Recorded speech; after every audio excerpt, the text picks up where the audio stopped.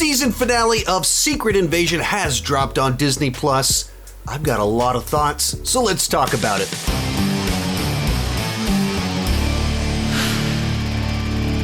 Hi, my name is Sean, and I love to talk about movies and TV way too much. With that in mind, go ahead and join me down below in the comments section. Share your thoughts on the full season of Secret Invasion. This will be a spoiler review, so feel free to spoil away down below in the comments section. No need for spoiler warnings. And let's get started. And unfortunately, this is another disappointing Marvel Disney Plus show. It started off with so much potential. There were so many things about it that I was really excited to see unfold. And by the time the season ended, it felt like it repeated all the same mistakes that so many other Marvel Disney Plus shows have made in the past. Great starting premise, meanders in the middle, feels rushed at the end, and it feels like it abandons all the interesting, unique stuff that was set up in the first two episodes to just go for the same big slam bang finale cliches that the MCU has been delivering for 15 years, just not nearly as interesting, and in the case of this show, very silly with what it ends up doing. But like I said, it started off with a lot of promise. One of the criticisms of the MCU is that there's a certain sameness, there's a formula, that they all start to feel like we're all just getting more of the same thing again. And with a lot of these Disney Plus shows, at the onset, it feels like they're pulling in outside inspirations. It's not just Marvel inspired by past Marvel. So like WandaVision brought in inspiration from sitcoms of decades past, as well as The Twilight Zone. So it's something very different and unique at the start. And several of these other shows have done that, where they have a different flavor at the beginning. There is something new brought in. In the case of this one, it's a political thriller, and it's set up to be more mature than a lot of MCU projects where our lead character is in his 70s, the second lead character of the show is in his late 50s, and so you're dealing with a lot of older dudes who have work friendships, complicated relationships. This isn't stuff that plays to the broadest possible audience. It's a little bit more complicated and nuanced than other relationships we've seen in the MCU, and I kind of dug that about what they were doing with the Fury-Talos relationship in the film. Likewise, it's a paranoia thriller with a lot of political aspects to it, and using the Skrull to do that is an interesting direction to take the show. Right out of the gate, it established how big the scope and the size of the threat was, where we're killing thousands of people in the first episode. We're establishing that there's a global threat here, a global conspiracy, and that these Skrulls have infiltrated governments all over the place. We're having twists, turns, reveals where we're learning a lot of real personal things about Nick Fury and his love life and what he's been doing with the Skrull for the last 30 years. All that. That was a great setup. That's interesting on paper. Exactly what I wanted this show to do. Exactly what they should be doing with the MCU to kind of take it to the next level. Keep doing new and different things. And then there's the execution itself. The writing of all of it. And it felt like it was just this constant compromise where on paper, it's meant to be for an older audience, it's more mature, but then in the execution, it still felt like we were dumbing it down. By the time we get to the finale, we still have to deliver two superpowered beings flying around, punching each other in the face and shooting beams at each other. Just the most generic MCU finale on a show that starts off as a paranoia thriller. It's the exact same finale as everything else. And that's what I felt like just compromised this entire show. It didn't commit to being this smart show for grown-ups set in the MCU. It kind of did that, but only enough that it made it inaccessible to a lot of people, that they're like, I'm not really interested in that. It's not actually this super smart, well-written adult drama set in the MCU, but nor is it a great, fun roller coaster ride of the MCU. It's this mediocre middle thing that doesn't do any one thing particularly well. It touches on things. You got some action. You've got some mature ideas. You have some paranoia, but none of it's actually great. None of it's written in a manner that is super compelling. That was my experience. Like, watching the whole thing, I kept forgetting each Wednesday that a new episode was dropping. So I'd end up watching them Thursday, Friday, a couple days late because I just forgot, because it didn't make much of an impact. And despite there being these twists, turns, and reveals and everything, I didn't feel like I was hooked on the show. It was like, okay, I'll check that out eventually. But it just didn't make much of an impact because the writing wasn't sharp enough. It wasn't smart enough. Nothing about it was enough to make an impact.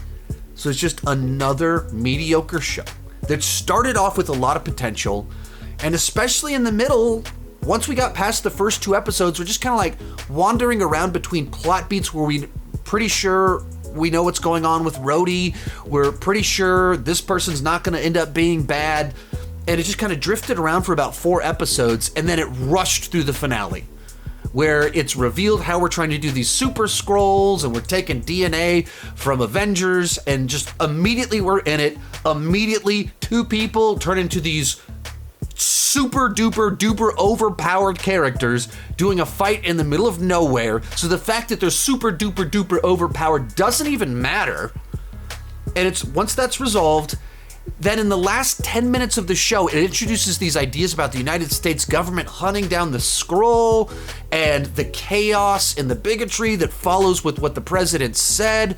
All that's really interesting. And they throw out this idea about a Skrull-Kree peace treaty. That's a really interesting idea. They drop it in the last 10 minutes as just like a throwaway little thing, I guess, to tease where things are headed. All that stuff? Why wasn't that in the last 4 episodes of the show where it just felt like it was meandering without much direction? Like, take that stuff and make that what the show is about. That the world discovers there's Skrull that are trying to cause World War III, there's Skrull that are trying to save the day, there's bigotry, like it's just like this chaotic thing that Nick Fury's trying to save. Why don't you do that? And have this idea that out there, we're also negotiating, so it's not just global, it's intergalactic? No, let's just save all that for the last 10 minutes. Just toss it in there. Nah, let's save it for the last episode. Let's just toss it in there that 2 people become super duper duper duper duper powered in the last episode. Yeah, let's just throw it in there. I mean, you get to the end of this episode, and total rando character played by Emilia Clarke is now the most overpowered character in the entire MCU?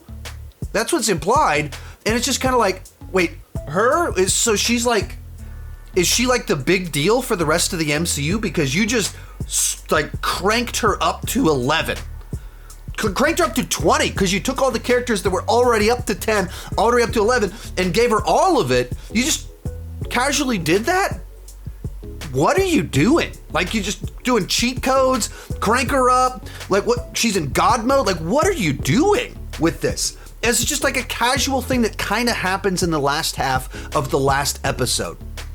That's not really even discussed what you just turned her into and how powerful she is. And in light of her actions in the rest of the season, I don't trust her with that much power too. So, oh man, just so frustrating. Because if they'd stuck to, all right, let's just make a show that it's for our older audience, it's about complicated relationships, and it's a paranoia thriller. And we're gonna write it for that audience. That's our goal. But they didn't do that. It's just kind of this lowest common denominator version of a paranoia thriller. And that's where these Marvel shows, it's baffling. It's reported that the budget for this show was over $200 million, where each episode had a budget of like $35 million. And you're going, where did the money go? This is a show that's primarily people sitting at tables talking, in warehouses talking, in cafeterias talking, and then in the last 10 minutes, there's a quick little action set piece. That's the show. What did you spend the money on? Is this a money laundering scheme? Are you just morons that are paying these actors $6 million per episode? Like, what is going on here that the budget for this show is as big as it was? Because it doesn't make any sense for the show that you made. And if you're going to spend that kind of money, why aren't you, like, really bringing in top caliber writers and directors and having a top-notch production? So you look at the budget for actual prestige shows like Better Call Saul. Budget is a fraction of what they're paying for this show, and written and directed so much better. Like, there's a sequence in the 5th episode that kicks off where the president has been attacked and Nick Fury is running alongside him in a hospital. And it's like a nurse, a doctor, Nick Fury, and the president on the gurney or whatever. And there's no security at all. The president, who's just been attacked, no security anywhere. No anything. It's just Nick Fury.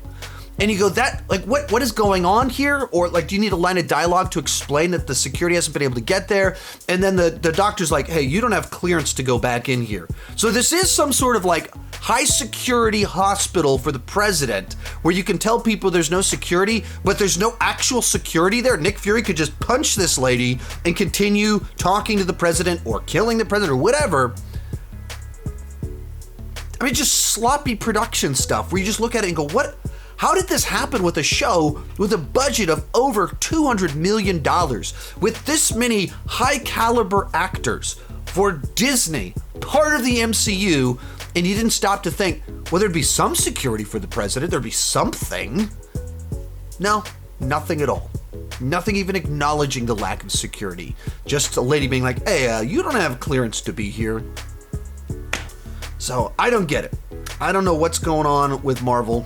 Especially with these TV shows, but it just feels like they were spread too thin, and instead of bringing in just the best talent to write these shows and spending money on the storytellers, I don't know what they're spending their money on, because it makes absolutely no sense that this stuff is costing as much as it is, and it's just generic. There's little moments in this show, like between Fury and his wife, where you go, oh, that's kind of nice, that's kind of interesting, but it still feels underdeveloped. Like, you don't really get a good vibe. It felt like they do this big twist reveal, and there's all this history and baggage between the two of them, and it's never unpacked